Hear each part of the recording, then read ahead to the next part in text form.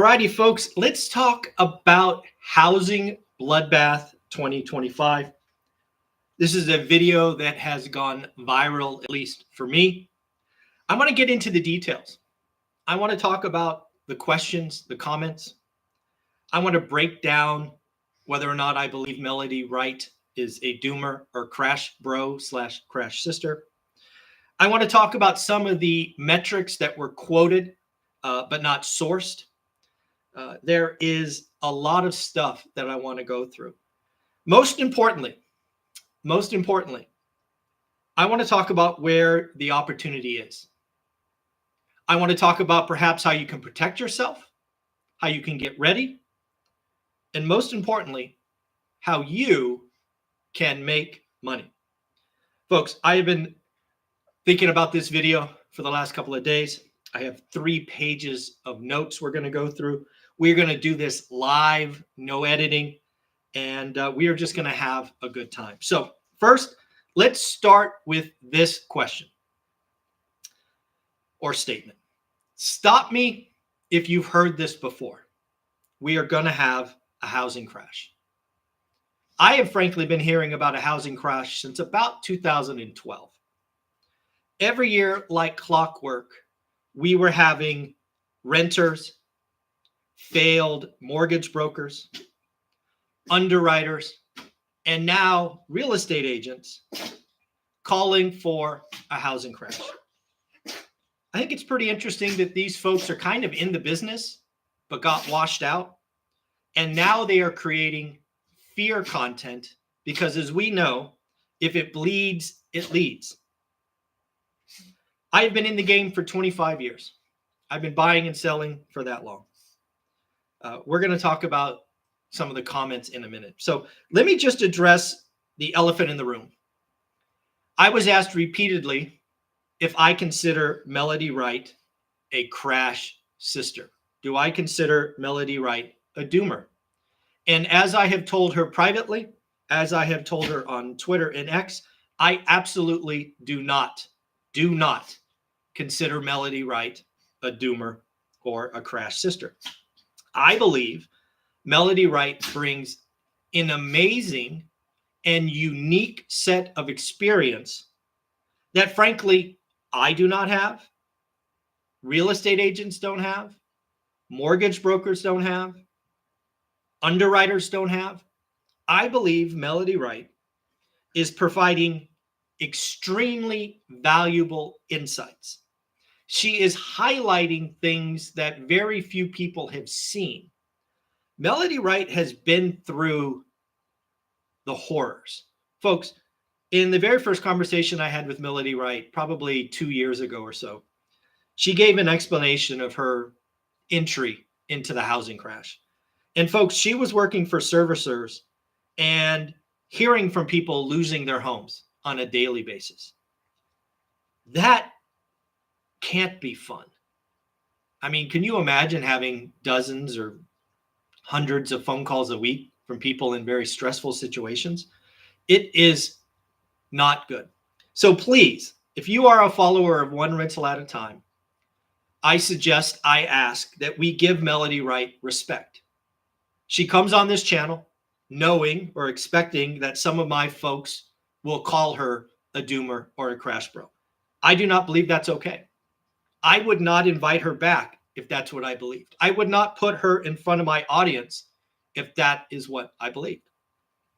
Again, she has a very unique set of experience, and she could highlight, the boogeyman around corners.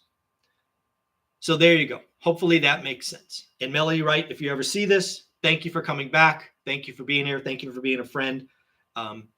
Greatly appreciated. Now, for all of the people that attacked me, some of you got blocked, because if you're going to be nasty, I know where the block button is. But for the folks that still don't like me or don't get me, that think I'm a real estate cheerleader, you really don't know what you're talking about. I've been doing this for 20 years, and I have made some significant calls that you must not be aware of. For example, real quick run through 3 important points because I'm not a real estate cheerleader. I have called for and taken action in my portfolio. Unlike your false prophets who are renters who have done nothing except create fear, I have built a portfolio. I have made drastic changes during this time because I have called a housing crash. If you know my story in a nutshell, I had 8 homes in 2005 or 2006, single family homes. And we were doing okay. But let's be clear, prices were stupid. Prices were stupid. And I saw a crash coming. I saw the equity potentially going away. Now, in fairness, I had no idea that my properties would fall 75%. I thought 20-ish, ultimately went down 75. So again, I took action. I didn't get the severity right, but I sold all of my houses.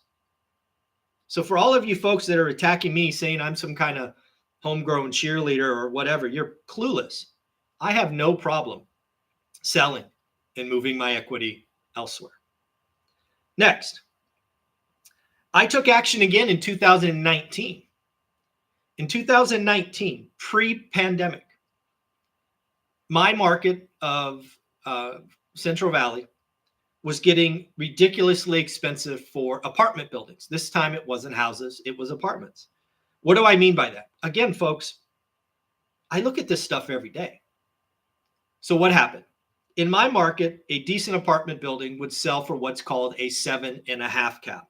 So let's just do some math together, just real simple, just so you can get a scale of this thing. So let's say a building produced $100,000 in what's called NOI.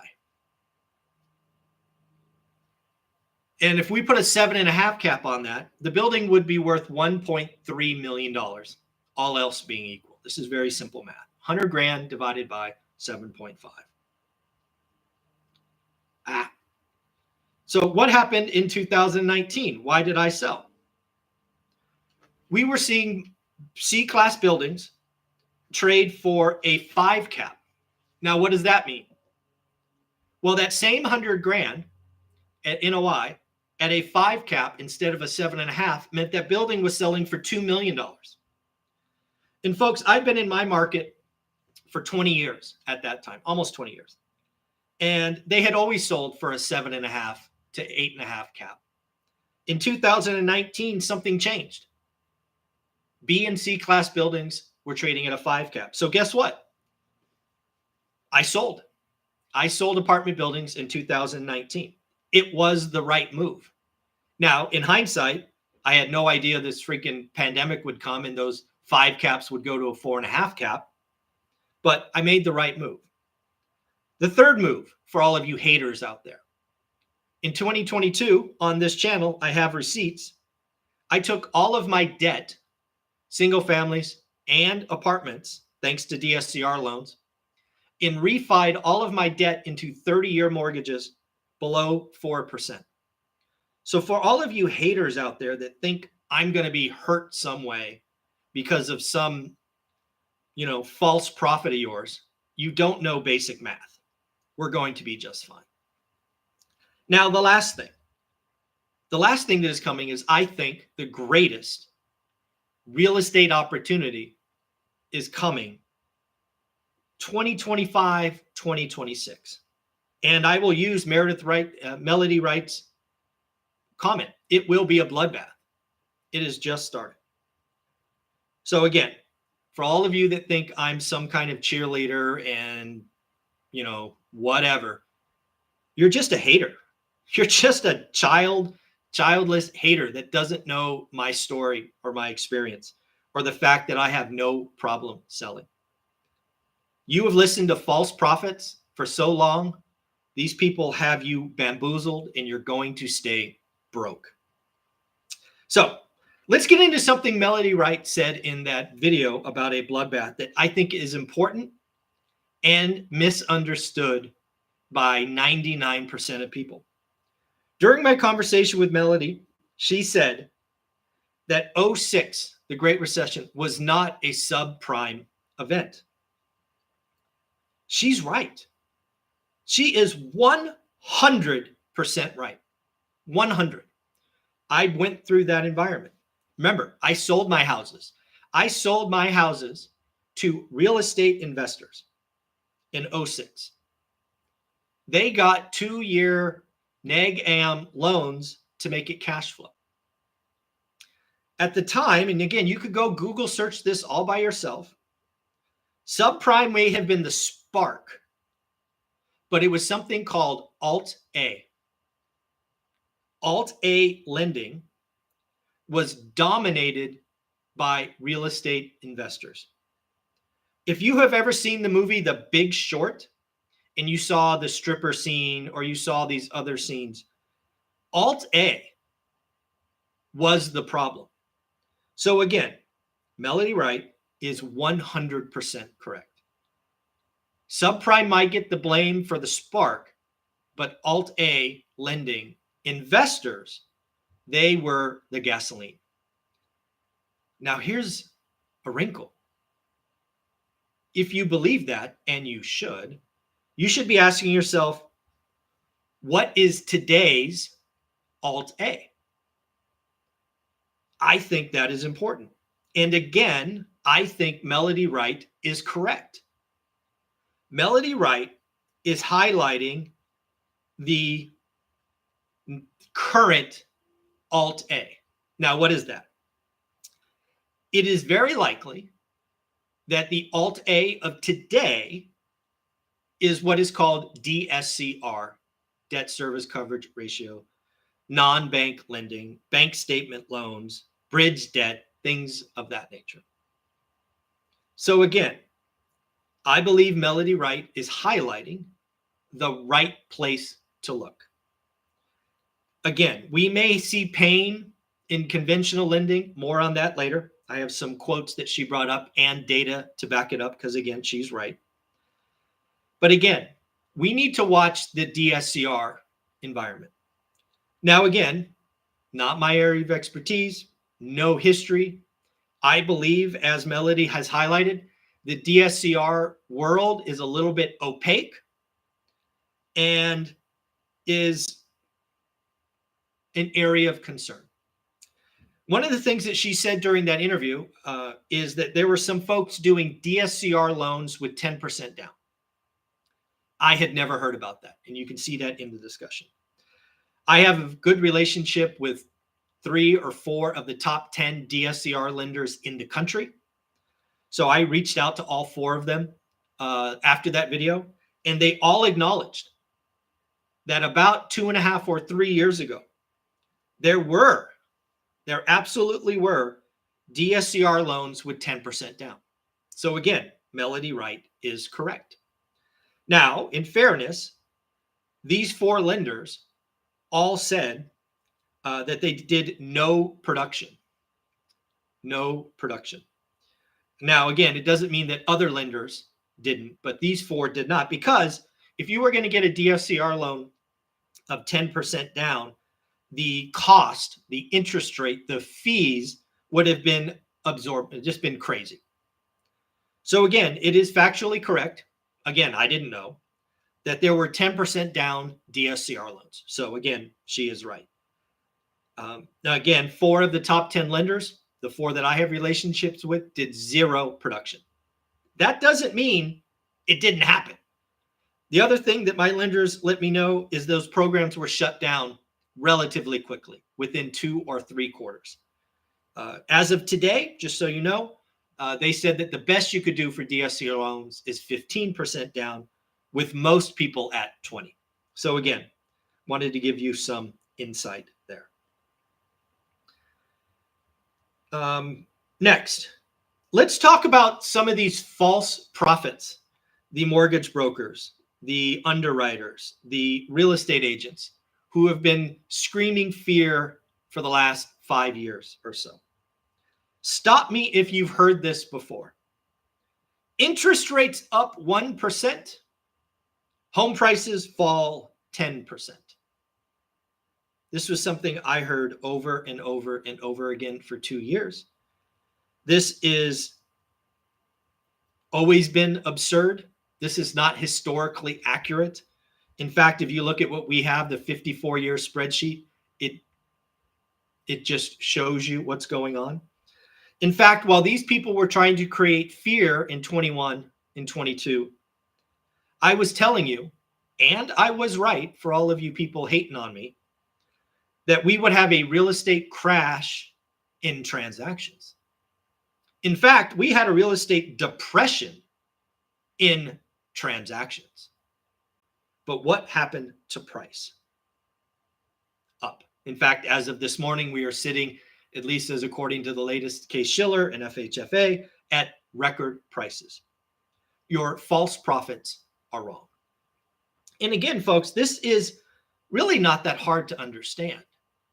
When interest rates raced up 300% or 300 basis points in a short window, we are going to do less transactions. If you want to look up some economic terms or a economic term to get a better insight into why home prices did not fall, look up an economic term called price elasticity, or better yet, price inelasticity. Whether you like it or not, homes are not stocks, are not crypto. We do not trade in and out. It is harder to trade. And of course, we need to live somewhere. How about the foreclosure wave? Folks, remember, during the pandemic, I think we got as high as 4 million. 4 million foreclosures. Or I'm sorry, not foreclosures. 4 million folks in forbearance. And it was said that those were going to be foreclosures. Again, folks, your false prophets do not know reality. Let's just look at what really happened. Let's compare it also to what Melody and I experienced in 06, 07, 08, 9, 10, 11, 12.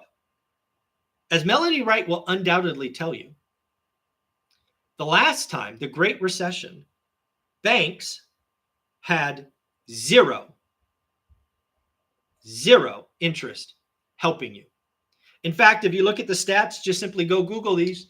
If you got 90 days late last time, your chance of a cure, which means resolution, was less than 5%. You lost your home. This is what Melody Wright went through last time. She was dealing with people that were 90 days late that were going to lose their home. I ask you, do you have any insight into how banks are dealing with people who are struggling today?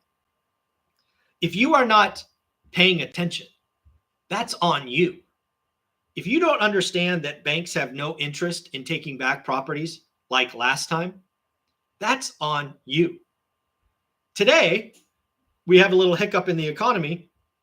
Banks throw up a website and you could get a forbearance for 3 to 6 months. Again, this is what happens today. Last time, the banks would not work with you until you were 90 days late. So again, this is a different environment. In fact, folks, we have had people in forbearance. I believe what I saw last was over 18 months. A forbearance means that the foreclosure process hasn't even started, right? So again, if we're not paying attention and don't understand that the banks are treating people in distress differently this time, you're just simply not paying attention. How about the silver tsunami? The silver tsunami is actually on repeat. The silver tsunami, I think, first came about in 2012. It is now being repeated today. I think Meredith Whitney was the last person I heard talk about the silver tsunami about 6 months ago. Folks, it's not coming. In fact, we are looking at historical data and not realizing that people are living longer today. We're not realizing that people can't trade their house to a smaller home and live cheaper. It's just not mathematically beneficial to trade down. So again, it is just a different story. All right, folks. So let's talk about something that Melody Wright said during the talk. I had a couple of folks say, hey, where is that data source? So during the discussion with Melody Wright, she talked about FHA delinquencies being 1 in 10. 10, 1 in 10 meaning 10%. When I heard that, I was shocked. Again, this is where Melody Wright has experience and I do not. So some of you asked for the data source. Well, good news, folks. It's actually not hard to find. If you go and type in FHA delinquency 10%, you will find the latest article by the Mortgage Bankers Association, which highlights the current, right now, FHA delinquency rate is 10.81%. 10.81%. Again, Melody Wright is correct. She shares valuable information. In fact, 10.8% is the highest since Q3 of 2021. Again, I hear that number. You likely hear that number and you're like, oh my God, we are in for a world of hurt. The world is going to be over. Everything is going to crash. Well, what do? I go, wow, 10.81%, that's horrible. But I wonder just how horrible. So what do? I go back to the same report, Mortgage Bankers Association. And I look at the report since 2006. So FHA delinquencies since 2006. You know what I find? Do you know what I find? The low was 8%. The bottom of the trough was 8%. So all the way back to 2006, FHA delinquencies has never been below 8%. Now, if you know that, and you hear today we're at 10.8, it just doesn't sound as bad. But hey, if 8% is the bottom, I wonder what the peak is. How bad has FHA delinquencies been since 2006? Great news. I looked that up also. The peak FHA delinquency rate is 16%. 16. So to put those two numbers together, the range is 8 to 16%. So we have gone anywhere from 1 in 11 delinquencies to like 1 in 7. Today we're 1 in 10. Again, it's bad. 10% is bad. But when you know the historicals and the range is 8 to 16, I'm not as concerned. I'm simply not as concerned. Now, again, to Melody Wright's point, and we need to pay attention, the trend currently is up. So we're at 10.8%. Could it get to 12? Could it get to 13? No idea. But I know that I will be following Melody. I will be looking at the Mortgage Bankers Association to find out. But as of today, as of this research, and again, go look it up yourself. Stop listening to false prophets. 10.8% correct. The range 8 to 16. Frankly, 10% doesn't sound as bad when 8 is the low and 16 is the high. Okay. So that's page 1 of notes. Hopefully you are enjoying this. Again, we've got another page and almost 2 pages of notes to go through in this live stream, talking about what I do believe will be the largest transfer of wealth. It will be a real estate bloodbath. I will get into the numbers. I will talk about making money. I will talk about protecting yourself. But we've got to get into some more because I want people to understand you need to take ownership. You need to own your stuff. You need to stop listening to renters, failed mortgage brokers, underwriters, failed real estate agents for your housing data. These folks are trying to build their income stream off you staying broke. It's terrible. So, what are some missing themes from the doomers? And again, maybe say that one more time. Melody Wright is not a doomer. She is providing her insight with her unique experience on important things. I look forward to having her back. Number one, missing theme from all of these pretenders is the Fed broke the housing market. The Fed broke the housing market. For 50 years, the housing market has operated as the following.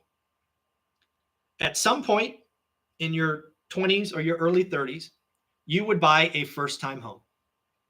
Historically speaking, you would live in that first-time home for roughly 8 years, at which point you would become a move-up buyer.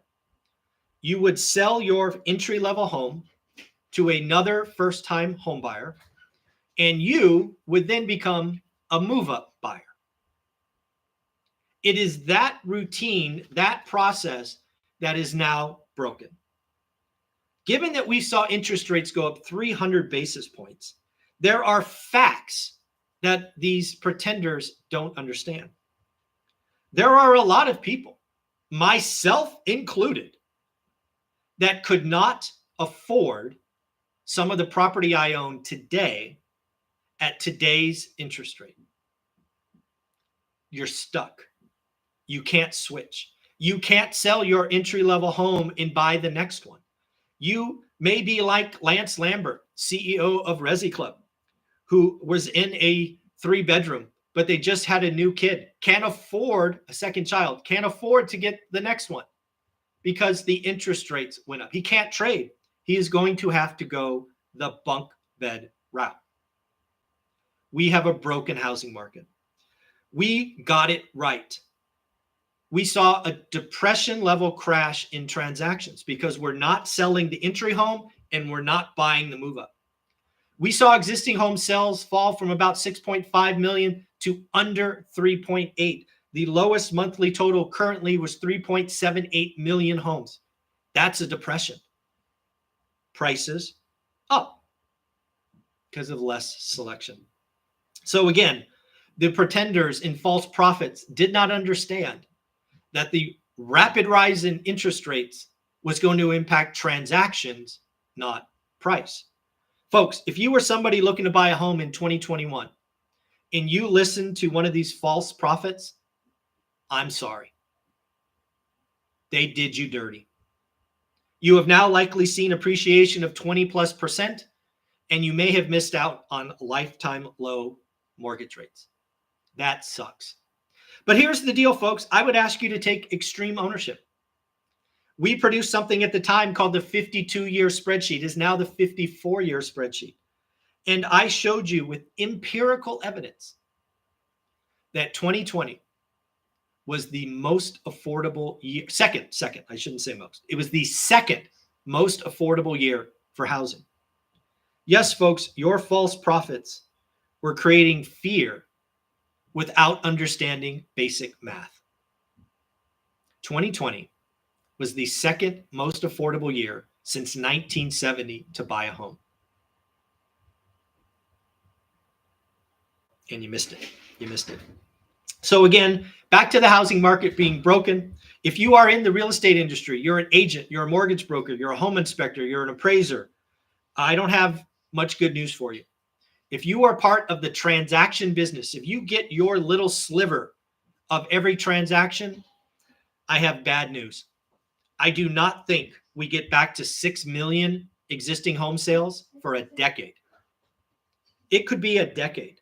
And again, folks, I say that with some confidence because we've been here before.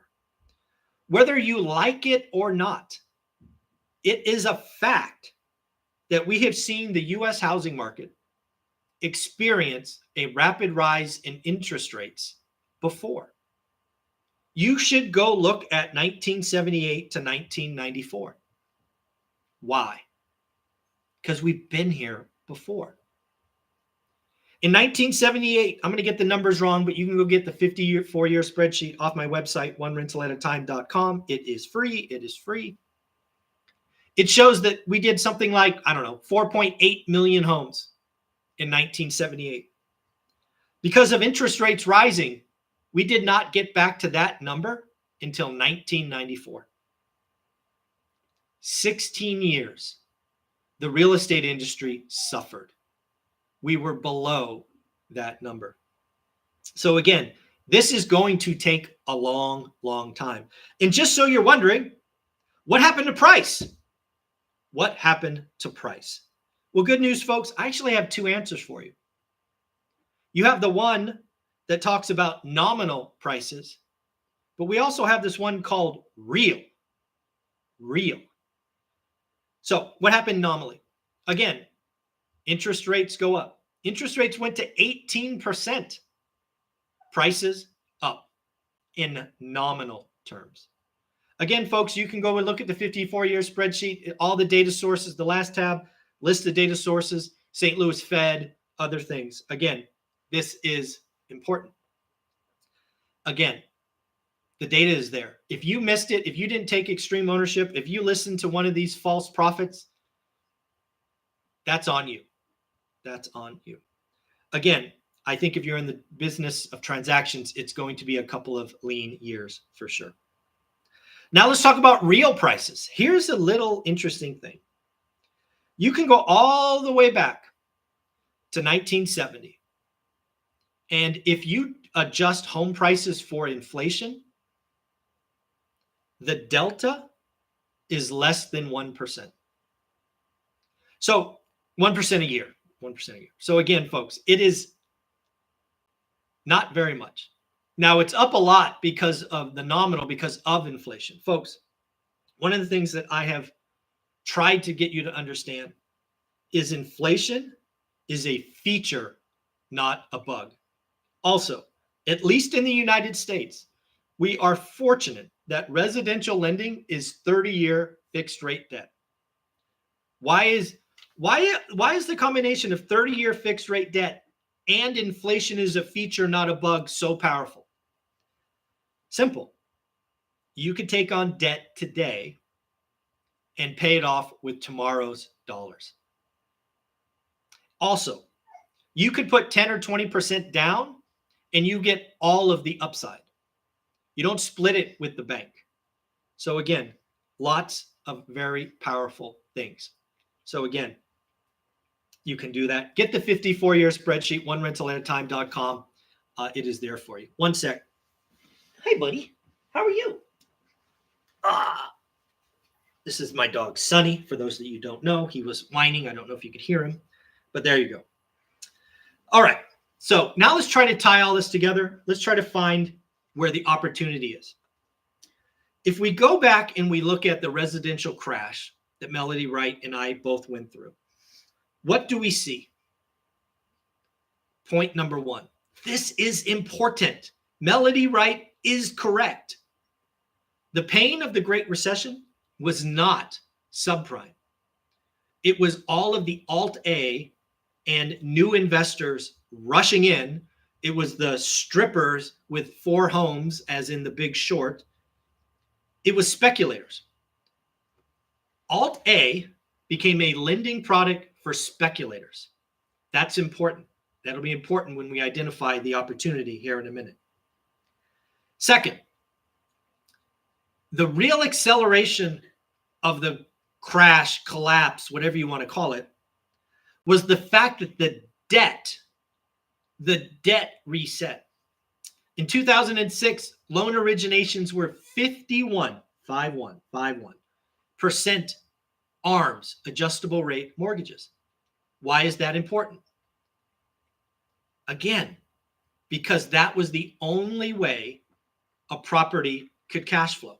Folks, if you are getting short-term debt, and it's because it's the only thing that could cash flow, you're getting interest only, what's called IO debt to make it cash flow, run away.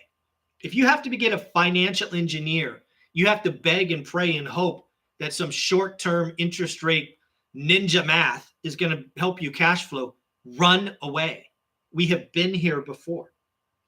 Next, we had a lot of novices, speculators, rush into the market where the real operators ran away.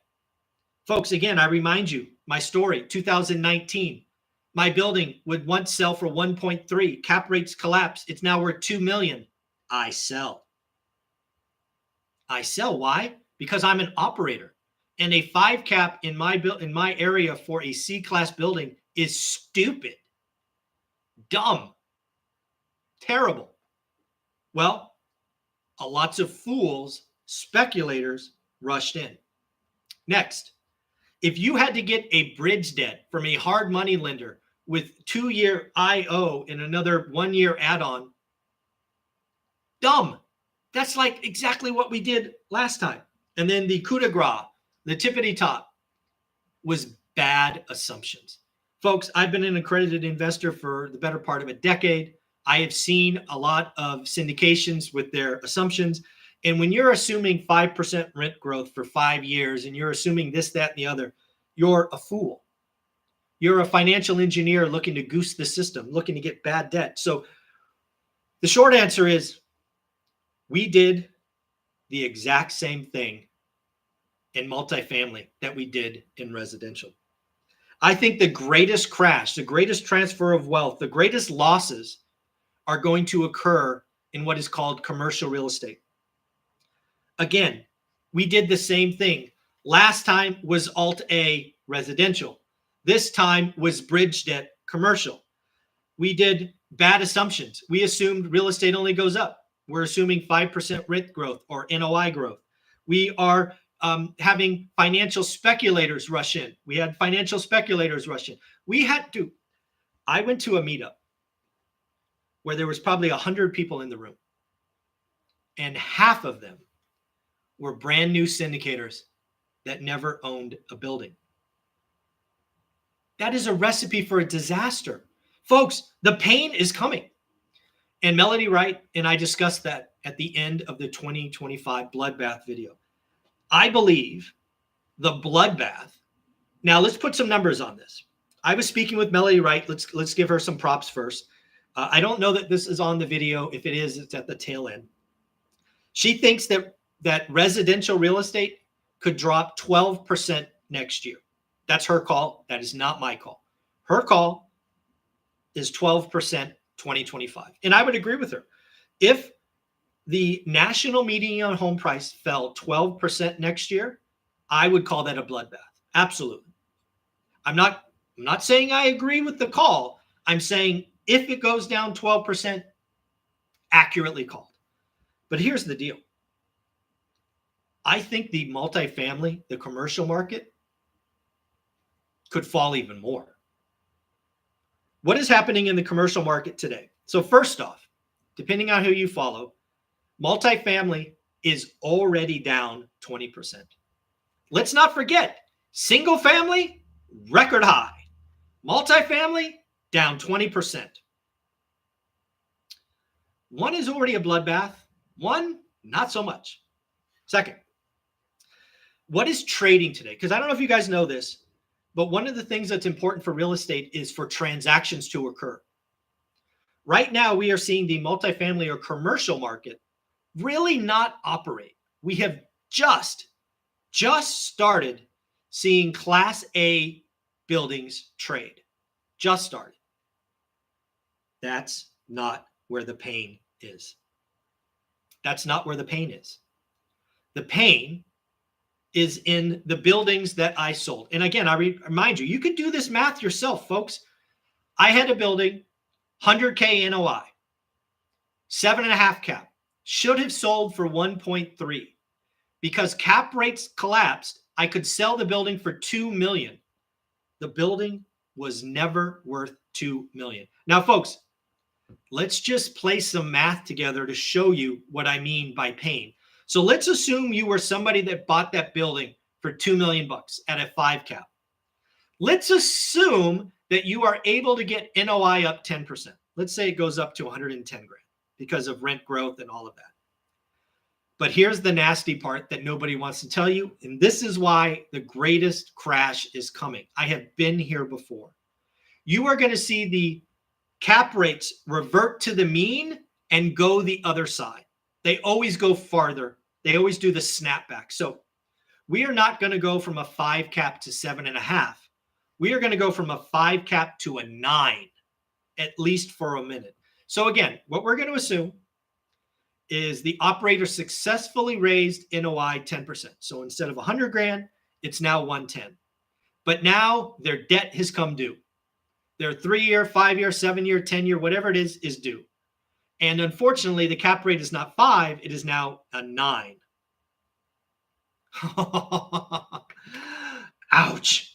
That building is now worth $1.2 million. They lost 40%.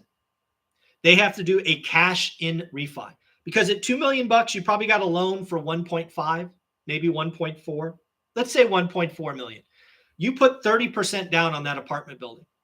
You're thinking you're conservative, but now you go back to refi because that's what you have to do in this space because you got 5-year term debt, and you suddenly see the building's worth 1.2. Your debt is 1.4. Oh, by the way, you're not going to get a loan for 1.2 because 1.2 is the value. You got a loan worth 1.2. Let's do some math. Let's times that by 0.65. You're going to get a loan for roughly 800 grand. So what happens? You have really 2 options. Well, 3 options. You could try to sell the building. Again, no transactions. You could do a cash in refi for about 600 grand. Can you imagine writing a $600,000 check just to keep that building? No thanks. Or you start foreclosure and give it back to the bank. Folks, this pain is coming. Class B and Class C buildings are not trading. And when they do, it will get ugly. It will be a bloodbath if it isn't already a bloodbath today. All right, folks, that is page 2 of my notes. Look at that. We are on the final page of my prep for this video. Hopefully you are enjoying this. So what about single family homes? What about residential? First, there are undoubtedly some markets that will experience double-digit declines. Maybe it's your state. Maybe it's your city. Maybe it is your buy box. But what I want to do is I want to talk about national median home price. This is the number that Melody Wright thinks will fall 5% this year and 12% next year. I do not believe. So first off, did you know, quiz time. The largest decline of the median home price in the last 54 years was 8.9%. You know what? Let's round it to 9%. And of course, that was during the Great Recession, the Great Housing Collapse, where the problem was in residential. So, from where I sit, having been through the fire, having sold at the top, having bought at the bottom, I do not, me personally, I do not think there's a chance in hell that we experience a 1-year decline greater than 9%. I don't see it. I don't know how it's mathematically possible, given price elasticity, given forbearance, given foreclosure timelines, given all of these things. I can't rationally wrap my head around more than a 9% crash because I've been through it. I know how nasty and horrible that environment was. I can't see getting there in 2025. But again, my opinion, hers is hers. Again, we both experienced it up close and personal. But now let's talk to some of the wrinkles. Let's talk about unemployment, because a lot of the haters are saying that I don't understand unemployment, which is comical because as an economist, like a trained economist for 30 years, somebody who has actually studied the consumer for 30 years, somebody who has studied real estate for 25 years, you don't think I understand unemployment? Never mind. Never, I'm not going to say it. Clearly, I understand unemployment. But here's the deal. Let's play 4D chess or 3D chess or whatever it is. Let's say you all are right and the economy is about to roll off a cliff. Shoot, we are Wile E. Coyote. We are already off the cliff. We're just kind of in animation, right? We're just kind of frozen there right before we fall. You guys know what I'm talking about. So let's say you're right. Let's say GDP is going to start falling 2% a quarter. Let's say unemployment doubles. We go to 8%. That surely is going to crash real estate. Folks, stop listening to false prophets. What happens? Let's just have an honest discussion. Be clear, I'm not going to say this is right. Second, this might blow your mind. I want real estate to fall. I want real estate to go on sale. I would love a crash. I bought stuff in 2010 when you guys were all afraid. I would love to do that again. Not coming. Why? Because we already seen what the banks and the government will do. We have a recession. It's a nasty one. GDP down 2% a quarter. Unemployment at 8.5%, 9%. What happens? One, the Fed slashes interest rates to 0. You don't have to be a genius to see that move coming. Second, the government pushes, or banks do it on their own free will. They establish forbearance periods. Folks, I know you're in trouble. Don't worry about it.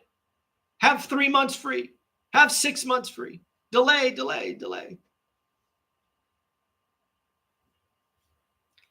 What do you think happens? And again, let's assume unemployment's 9%. You know what the opposite of that is? You guys, 91% of people are employed. 91% of people are employed, and interest rates are 3%. Now, some people are in trouble, but 91% of you are employed and salivating for 3% mortgage rates. The final nail in the coffin for 2025 single-family home crash, in my opinion, foreclosure timelines. Let's assume we have a nasty recession, negative 2% GDP growth, 9% unemployment, and let's assume we have it for a year. Man, you guys got to look this stuff up. It's not hard. In 2006 to 2010-11, whenever that was, the average foreclosure time frame was over 900 days. 900 days. So let's just assume that this nasty recession comes like you all keep telling me I don't get. Well, I'm sorry to tell you that first and foremost, the banks are going to kick off forbearance periods. That's going to buy you 6 months, 9 months, 12 months. Let's assume the economy stays bad. The extended pretend gets tired. Banks want their money. Let's assume they file an NOD, notice of default. Let's assume it goes through the process. It takes 1,000 days. We're not going to see the end result of this horrible, horrible thing until 2028. It's just math, people. It's just math. So again, I think the greatest real estate opportunity of our lifetime is in front of me. And again, I'm a guy who took advantage of the last crash. I was there when all of you were afraid. I would love single-family homes to collapse. I got 4% debt, not going to hurt me. I'd love to buy stuff at 50% off. It's not coming. The opportunity is where we screwed up. It is where the financial engineers, the speculators, the short-term debt, the interest-only debt, the bad assumptions, the pain, the bloodbath is going to be in multifamily, Class B, and Class C. It is going to be ugly. Folks, I showed you empirically how a $1.3 million building got repriced at $2 million, is now worth 1.2, and that owner is stuck. They are effed. It is over. This stuff is not trading. We have not seen the pain. It is coming. It's mathematical certainty. It will unwind, and it will be nasty. So I believe the bloodbath in real estate could start to come in the second half of 2025 and probably into 2026. To be clear, I do not see a 12% decline in single family homes in 2025 for all of the reasons that I highlighted.